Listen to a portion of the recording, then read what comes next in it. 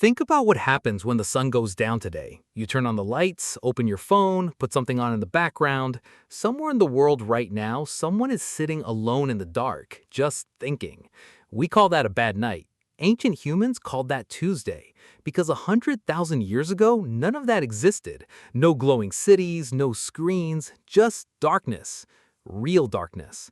And somewhere inside that darkness, ancient humans sat around fires for hours, just thinking. So here's the question. What exactly were they thinking about? Imagine sitting outside 100,000 years ago, staring at the night sky. No light pollution, no science, no idea what stars actually were. Just this giant, impossible universe above your head every single night. Meteor showers, eclipses, animals screaming somewhere beyond the firelight. Ancient humans may have lived in one of the most psychologically overwhelming environments imaginable. And weirdly enough, that might be exactly what shaped human consciousness. Because once humans became capable of imagining the future, another problem appeared. They could also imagine losing it. Animals understand danger, but humans are different. Humans remember the past. Humans imagine the future. And eventually, humans realize something that changes everything. Everyone dies. And archaeology suggests ancient humans took that realization very seriously.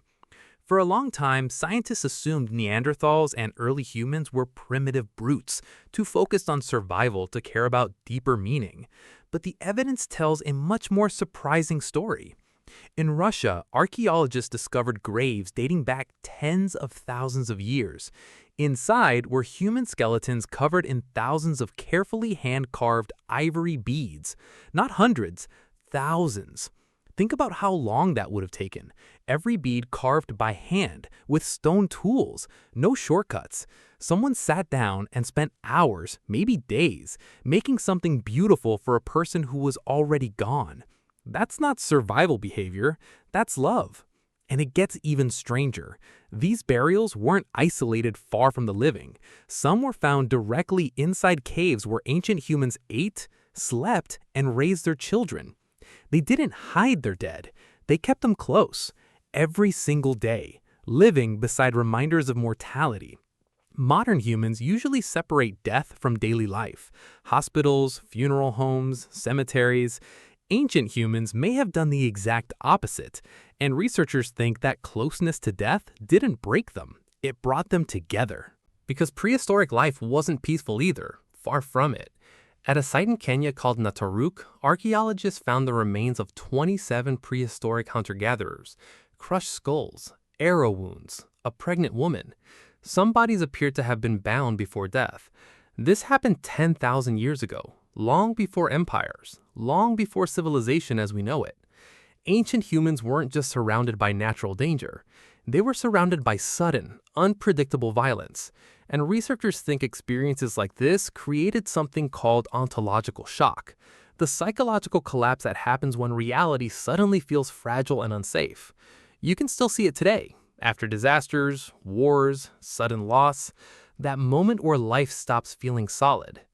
Ancient humans probably experienced that constantly, which may be exactly why rituals became so important, because rituals create structure, meaning, a sense of control when everything feels chaotic. And eventually, humans started writing these fears down. One of the oldest surviving stories in human history is the Epic of Gilgamesh, over 4,000 years old. And at its core, it's about a king who cannot accept that he's going to die. After his closest friend Enkidu dies, Gilgamesh watches the body decay, and something breaks inside him. He abandons his kingdom, wanders through the wilderness, searches desperately for immortality, until he finally learns something humans have been wrestling with ever since. Nothing lasts forever. He eventually finds a plant said to restore youth, but before he can use it, a snake steals it. And as the snake escapes, it sheds its skin. Nature gets renewal. Humans don't. It's one of the coldest symbolic moments in ancient literature. And Gilgamesh wasn't alone in this struggle. Across completely separate civilizations, humans kept arriving at the same painful conclusion. In Ecclesiastes, life is described as vapor, temporary, like chasing the wind. In Buddhism, suffering comes from trying to hold on to things in a world that never stops changing. Same fear, different language. And here's where it gets weirdly personal. Because modern humans still carry this ancient anxiety. The same brain that helped prehistoric humans detect predators in the dark is the same brain refreshing a newsfeed at 2 a.m. Same survival system, different jungle. But there's one big difference between then and now. Ancient cultures treated existential fear as a shared experience, not a personal failure. They processed it together through rituals, storytelling, drumming, communal grieving. Modern society often does the opposite. We isolate, internalize, and quietly panic alone, which creates an uncomfortable possibility. Ancient humans may have suffered more physically than we do, while modern humans suffer more psychologically in isolation. So maybe humans were never truly afraid of death. They were afraid of being forgotten. Think about that for a second. Every ritual, every burial, every story carved into stone, it wasn't about cheating death. It was about saying, I was here, I mattered, someone loved me. And that need never left us. It's in every photo you've ever taken, every story you've ever told, every time you stayed up late talking to someone you care about. You're doing the same thing they did, just with different tools. And here's the part that actually gets me. Those ancient humans sitting around that fire 100,000 years ago, they had no idea we'd still be thinking about them. No idea their graves would be dug up, their stories studied, their fears finally understood.